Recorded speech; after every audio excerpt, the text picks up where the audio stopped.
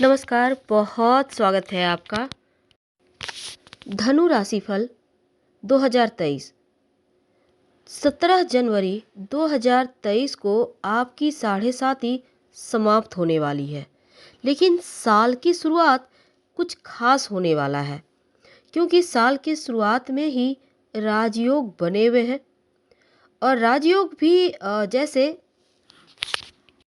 जो लोग ज्योतिष पर यकीन रखते हैं और ग्रह नक्षत्रों की चाल पर विश्वास रखते हैं, उनके लिए ये जानने की इच्छा तो होती ही है कि नया साल उनके लिए कैसा रहेगा जब शनिदेव उनके ऊपर से हटेंगे, या जैसे कि धनु वालों पर साढ़े साती चल रही है, साढ़े साती का हटना कैसा रहेगा। तो साल 2023 बहुत सारी खुशियां लेकर आएगा। तो इस तमाम जिज्ञासा को आज हम आपके शांत करेंगे। हर बातों का जवाब आपको इस वीडियो में मिल जाएगा। तो साल 2023 में 17 जनवरी को शनिदेव देंगे दस्तक आपके जीवन में खुशियों का। तो शुरुआत बहुत शुभ है इस साल की, क्योंकि अश्विनी नक्षत्र में कन्या लग्न और मेष राशि में 2023 की शुरुआत होगी। और इस दिन सुबह शिव योग और फिर सिद्धि योग और इसके बाद सर्वार्थ सिद्धि योग भी बना हुआ है। तो शुरुआत में भले ही शनिदेव मकर राशि में है और साढ़े साती भी इस समय आपकी चलेगी, लेकिन 17 जनवरी को जैसे ही वो कुंभ राशि में जाएंगे, तब धनु राशि वालों आपकी साढ़े साती समाप्त हो जाएगी। और साथ ही आपके जीवन में जो अभी तक आप जैसे कुछ चीज़ें हैं जो आपकी बंधी सी थी, खासकर भाग्य के ताले बंद थे, पेट की समस्या थी, उन समस्याओं से आपको यहाँ से आराम मिलना शुरू हो जाएगा।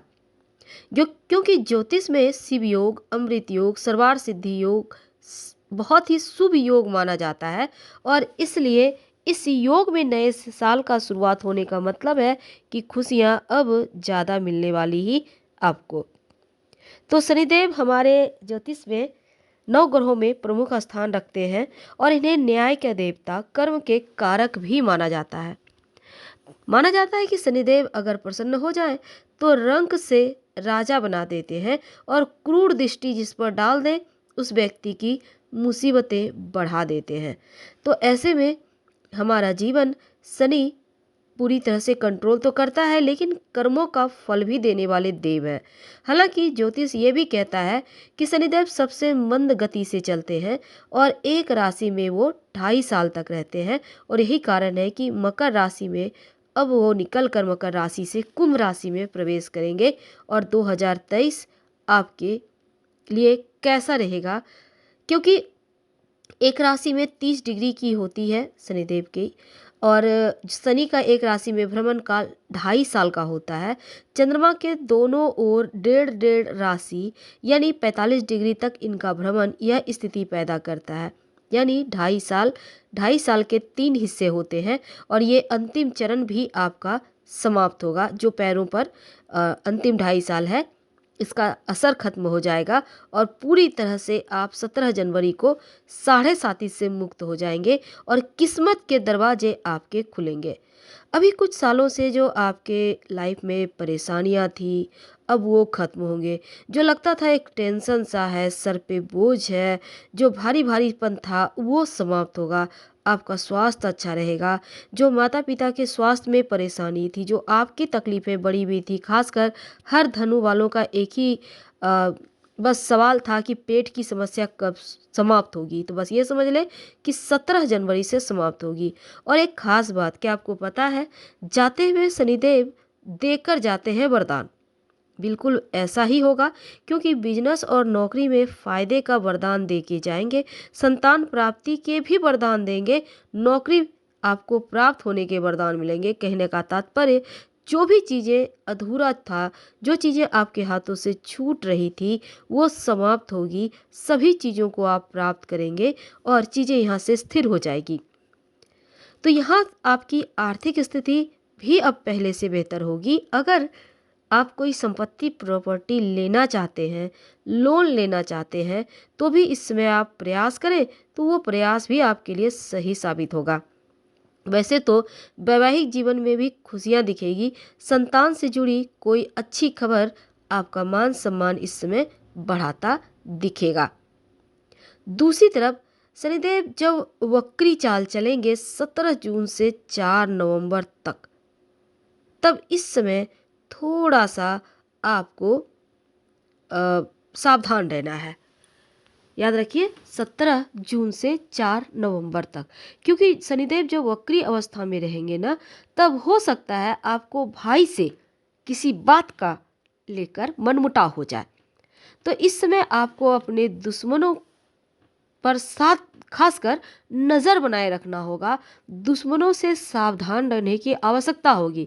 हालांकि कोई आपका कुछ बिगाड़ नहीं पाएगा, लेकिन फिर भी आपको इस समय अपने, अगर आप जॉब करते हैं तो आपके साथ जो लोग काम करते हैं उन पर नज़रें रखिएगा। अगर आप व्यवसायी हैं, आपके अंदर जो लोग काम करते हैं, आपके जो कर्मचारी हैं, उन पर भी नज़र बनाए रखें, नहीं तो आपको पैसों से नुकसान हो सकता है। इस पीरियड में आपको ससुराल पक्ष से भी किसी बात को लेकर वाद विवाद ना हो जाए, इसका भी ध्यान रखना चाहिए। हालांकि कुछ कार्यों में छोटी मोटी अड़चनें आएगी, लेकिन कुछ मामलों में भाग्य का साथ भी मिलेगा। हाँ, इस पीरियड में आप चाहें तो ओम शनिश्चराय नमः का खूब मंत्र जप कर सकते हैं, और साथ ही इस समय आप शनिवार के दिन किसी नदी तालाब में मछलियों के लिए आटे की गोलियां बनाकर भी आप दे सकते हैं, उससे भी राहत मिलेगी।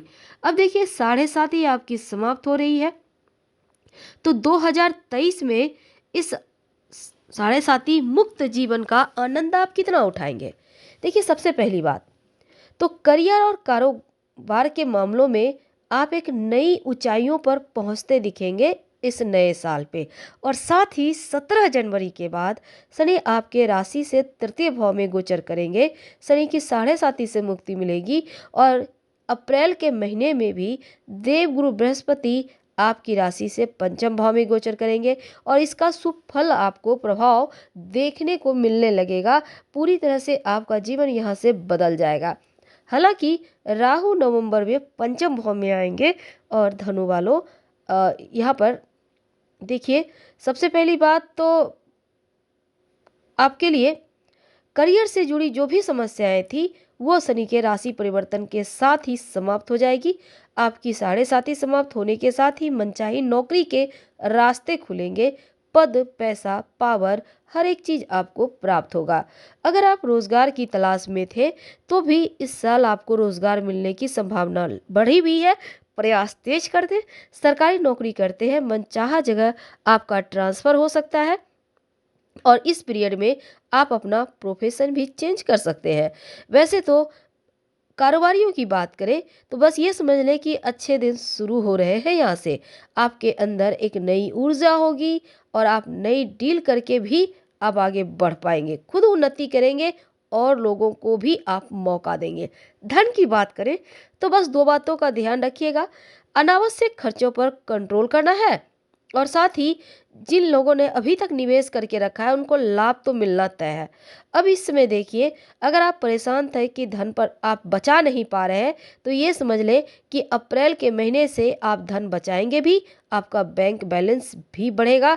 लेकिन फिर भी यहाँ पर देखिए, अगर आप खुद का कारोबार करते हैं तो विभिन्न स्रोत से धन मिलेगा, लेकिन हर किसी पर भरोसा करके उधार देने लेने से थोड़ा सा यहाँ पर कंट्रोल रखें। प्रेम के मामलों में बहुत अच्छा वक्त रहेगा, क्योंकि अब यहाँ पर मनचाहा पार्टनर भी मिलेगा, और लंबे समय से अगर प्रेम संबंध मजबूत होंगे। हालांकि वैवाहिक जीवन भी सुखद है। ससुराल पक्ष के लोगों को जज मत कीजिएगा, नहीं तो दाम्पत्य जीवन पर इसका बुरा प्रभाव पड़ेगा। अब आपके घर परिवार में शुभ मांगलिक कार्य भी होंगे, कलह क्लेश समाप्त होंगे, संतान प्राप्ति के योग बनेंगे, और अपनों से जो भी मुश्किलें थी, दूरियां थी, वो समाप्त होगी। हालांकि आपका स्वास्थ्य, जो अभी तक सबसे बुरा प्रभाव आपके स्वास्थ्य पे था, वो अब अच्छा हो जाएगा, चीज़ें बढ़िया होगी। फिलहाल हम आपसे विदा लेते हैं। जानकारी अच्छी लगे तब लाइक कर सब्सक्राइब करें, अपनों से शेयर करें, और कमेंट में हर हर महादेव जरूर लिखें। धन्यवाद।